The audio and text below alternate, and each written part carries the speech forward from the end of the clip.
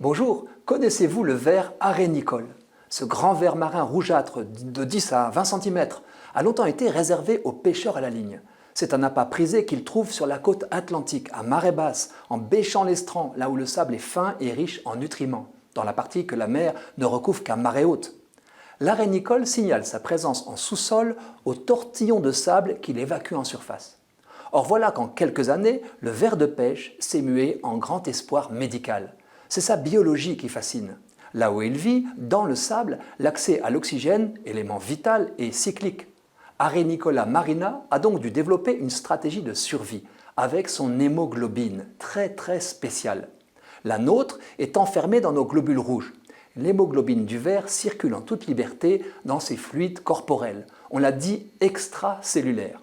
L'oxygène que le ver a prélevé à marée haute est stocké, transporté et maintenu par son hémoglobine de façon à la fois ultra concentrée et stable, dans des conditions variées de température, salinité et pression.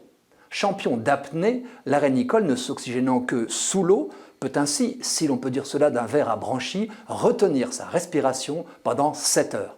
Nommée M101, son hémoglobine a maint avantage sur l'hémoglobine humaine. D'abord, elle contient 40 fois plus d'oxygène.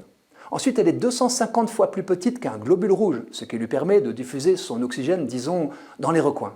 Enfin, le fait que ce soit une substance extracellulaire évite les problèmes d'incompatibilité sanguine. Des chercheurs ont tiré de cette hémoglobine un produit qui semble faire ses preuves dans des contextes médicaux délicats, comme celui du traitement des grands brûlés.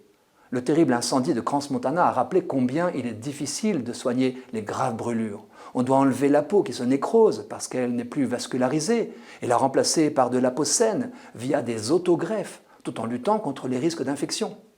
La mauvaise oxygénation de ces zones brûlées est une cause de la dégradation de la santé des victimes. Et c'est là que l'hémoglobine de l'arénicole entre en scène.